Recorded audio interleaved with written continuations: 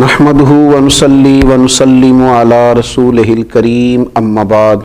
اعوذ بالله من الشيطان الرجيم بسم الله الرحمن الرحيم واذا قيل له اتق الله اخذته العزة بالاسم فحسبه جهنم ولبئس المهاد صدق الله العظيم الصلاة والسلام عليك يا سيدي یا رسول اللہ وعلى آلک واصحابک یا سیدی یا حبیب اللہ۔ حمد و صلاۃ کے بعد انسان کے پاس جو روحانی بیماریاں ہوتی ہیں جو اس کے دل کو مریض بنا دیتی ہیں، باطن کو مردہ کر دیتی ہیں، اور اس کی وہ زندگی جو اللہ تبارک و تعالیٰ کے ساتھ ہوتی ہے اور وہ زندگی جو دین کے ساتھ وابستہ ہوتی ہے، اس زندگی کو کمزور کر دیتی ہے، ان بیماریوں میں سے ایک بڑی بیماری ہے حق کو قبول نہ کرنا، حق کی خبر ہو جانا، حق کے بارے میں شعور حاصل ہو جانا، حق کے بارے میں پوری خبر نصیب ہو جانا، پر حق کو قبول نہ کرنا۔ بعض اوقات انسان کو پتہ ہوتا ہے کہ میں یہاں اس مقام پر غلط ہوں، یہاں میرے اندر غلطی ہے، مجھے اپنی اصلاح کرنی چاہیے، لیکن وہ اپنی اصلاح نہیں کرتا۔ کیوں؟ کہ یہ روحانی بیماری ہے، وہ اس روحانی مرض کا شکار ہو چکا ہے کہ وہ اپنے حق میں بھی اس بات کو تسلیم کرنے کو تیار نہیں ہے کہ یہاں میں کمزور ہوں، اور یہ جو مجھے سمجھایا جا رہا ہے، یہ جو مجھے کہا جا رہا ہے، یہ جو مجھے نصیحت کی جا رہی ہے، یہ جو میری تربیت کی جا رہی ہے، اس کی مجھے ضرورت ہے۔ قرآن مجید ارشاد فرماتا ہے وَإِذَا قِيلَ لَهُ اتَّقِ اللَّهَ أَخَذَتْهُ الْعِزَّةُ بِالْإِثْمِ، فرمایا جب ان سے کہا جائے اللہ تبارک و تعالیٰ سے ڈر، تو اس کا وقار مزید گناہ پر اسے اکساتا ہے۔ مجھے ہی کہہ دیا ہے، وہ اپنی عزت کو پکڑ لیتا ہے کہ میری عزت پر ہاتھ ڈالا ہے، مجھے کہا ہے اللہ سے ڈر۔ رب فرماتا ہے فحسبہ جہنم، ایسے شخص کے لیے جہنم کافی ہے، وَلَبِئْسَ الْمِہَادُ، اور وہ بہت برا ٹھکانہ ہے۔ اسے کہا جا رہا ہے اللہ سے ڈر، اور اس کی یہ حالت ہو گئی ہے کہ اس کا وقار اسے، اس کی عزت اسے مزید گناہ پر اکساتی ہے کہ اچھا مجھے کہا ہے تو اب میں اور کروں گا۔ قبولیت حق کے معاملے میں جو انسانی رویے ہیں، ایک رویہ تو ان لوگوں کا ہے کہ جن کے پاس حق آتا ہے، انہیں سمجھ آ جاتی ہے کہ میں یہ بات درست ہے، مجھے اسے قبول کر لینی چاہیے، لیکن وہ اپنی ناحق بات کو حق بنانا شروع کر دیتے، حق کے مقابلے میں کھڑا ہونا شروع ہو جاتے، وہ حق کے مقابلے میں دلائل دینے شروع کر دیتے ہیں، وہ نئی سے نئی داستان سرائی کرتے ہیں، نئی سے نئی باتوں کا نیا سے نیا مطلب نکالتے ہیں، حق کو قبول کرنے کو تیار نہیں ہوتے۔ آپ دیکھیے اہل یہود کا یہ طریقہ رہا، قرآن مجید کہتا ہے محبوب یعرفونہ کما یعرفون ابناءہم، یہ تو آپ کو اس طرح جانتے ہیں یہود کے علماء جس طرح انسان اپنے بیٹے کو جانتا ہے،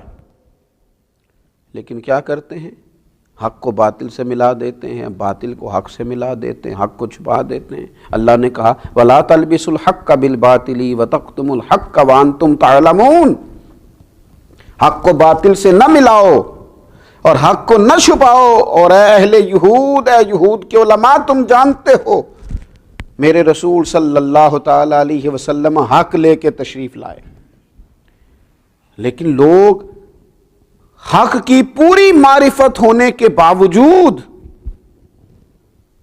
انہوں نے حق کو جھٹلایا معاذ اللہ۔ اور ایک دوسرا طبقہ ہوتا ہے جو حق کو مان تو جاتا ہے کہ یہ حق ہے، انہیں سمجھ آ جاتی ہے، لیکن وہ کہتے ہیں ابھی ٹائم نہیں ہے، ابھی حالات نہیں ہیں، ابھی میں کیسے ساتھ چلوں گا، اور اگر چلوں گا تو پھر کیا بنے گا۔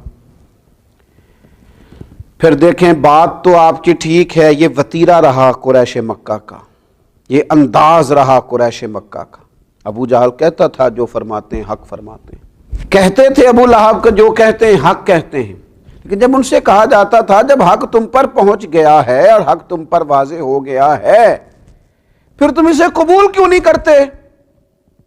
تو وہ کہتے تھے اگر قبول کر لیں گے تو ہماری چودراہٹ کا کیا بنے گا، اگر ہم انہیں قبول کر لیں گے تو وہ جو سرداریاں ہم نے قائم کر رکھی ہیں، وہ جو جھوٹی انا کے بت ہم نے بنا رکھے ہیں، ان کا کیا بنے گا۔ اپنی اس جھوٹی سرداری کو بچانے کے لیے دوزخ کا ایندھن بن گئے، ساری زندگی کے لیے لعنت کی علامت بن گئے، تاریخ میں مثال بن گئے ان لوگوں کی کہ جن کے پاس حق پوری طرح آیا، اور مقدر سکندر کا دیکھو پیاسے چلے جا رہے ہیں کنارے کنارے، رحمت کا دریا بہہ رہا تھا، تشنا رہ گئے، پیاسے رہ گئے۔ اور ایک ان لوگوں کا بھی طریقہ ہے کہ حق ان کے پاس آیا ہے، اور جب آیا ہے تو پھر انہوں نے اپنی سرداریاں، اپنی دولتیں، اپنی قبیلے، اپنی برادریاں کچھ نہیں دیکھا،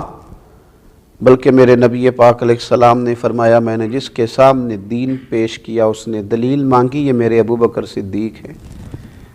میں نے ان کے سامنے دین پیش کیا ہے، دلیل ہی نہیں مانگی، فوراً ہی کلمہ پڑھ کے مسلمان ہو گئے۔ جیسے ہی ضمیر کی آنکھیں کھل گئیں کہ حضور سچ فرماتے، فوراً قبول کیا۔ حضرت عثمان غنی رضی اللہ تعالیٰ عنہ اس قبیلے سے تعلق رکھتے ہیں جو قبیلہ اس زمانے میں اپنی الگ وزاداری رکھتا ہے، اپنے معاملات رکھتا ہے۔ حضرت عثمان غنی مالدار ہیں، اللہ تعالیٰ نے نوازا ہے، لیکن سیدنا عثمان غنی رضی اللہ تعالیٰ عنہ کے مزاج کی حق پرستی، انہوں نے نہ اپنے قبیلے سے مشورہ کیا، نہ انہوں نے اپنی سرداری دیکھی، نہ دولت، نہ کچھ، جو ان کے پاس تھا اس سب کو چھوڑا اور سیدھا دروازہ رسول پہ آ کے غلامی رسول کو اختیار کیا، حق کو فوراً قبول کیا۔ یہ اہل حق کا وتیرہ ہے کہ جب ان تک حق آئے پھر کوئی خول بھی ان کے پاس ہو وہ اسے کھول دیتے ہیں، نہ برادری کا بت سامنے آتا ہے، نہ دولت کا بت سامنے آتا ہے، نہ علم کا بت سامنے آتا ہے۔ انہوں نے فوراً ساری چیزوں کو چھوڑا اور کلمہ پڑھا اور مسلمان ہو گئے۔ پھر اللہ نے انہیں اعزاز بھی دیا۔ پھر میرے محبوب پاک نے اپنی 2 شہزادیوں کا نکاح یکے بعد دیگرے ان کے ساتھ کیا۔ پھر نور کی سرکار سے پایا دوشالہ نور کا، ہو مبارک تم کو ذوالنورین جوڑا نور کا۔ دیکھیے نا، حضرت عبداللہ ابن سلام رضی اللہ تعالیٰ عنہ یہودیوں کے بڑے عالم ہیں، شاگرد رکھتے ہیں، حلقہ احباب رکھتے ہیں، لیکن جب وہ نبی پاک صلی اللہ تعالیٰ علیہ وسلم کی زیارت کے لیے آتے ہیں، چہرہ نور دیکھتے ہیں، چند کلمات سنتے ہیں،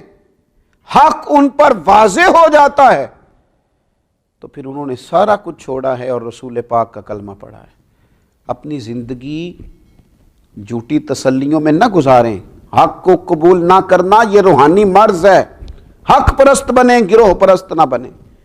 اپنی زندگی کے اندر حق جب مل جائے،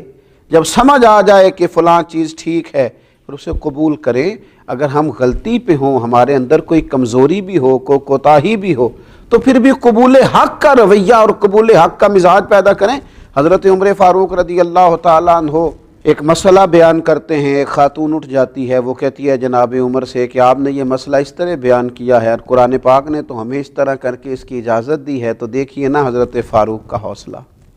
دیکھیے نا حق قبول کرنے کا حوصلہ۔ وہ سیدنا فاروق اعظم جن کی زبان پر اللہ نے حق جاری کیا ہے، دیکھیے ہماری تعلیم کے لیے صحابہ کرام کیسے کیسے انمول موتی جاری کرتے ہیں۔ جب اس خاتون نے کہا حضرت عمر سے کہ آپ یہ فرما رہے ہیں، کتاب و سنت تو یہ درس دیتی ہے، تو جناب عمر کا حق قبول کرنے کا حوصلہ، اتنا بڑا آدمی، اتنا بڑا آدمی کہ شیطان جس کو دیکھ کے رستہ بدل جائے، رسول پاک علیہ السلام جس سے پیار کرے، امت جس کا نام لے لے کے جیے،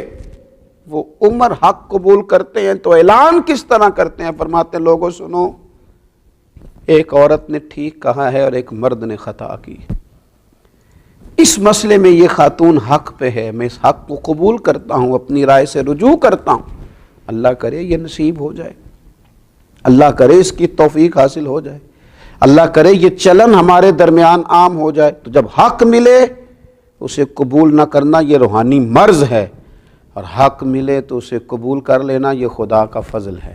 یہ اس کی رحمت ہے۔ اللہ قبولیت حق کا جذبہ نصیب فرمائے۔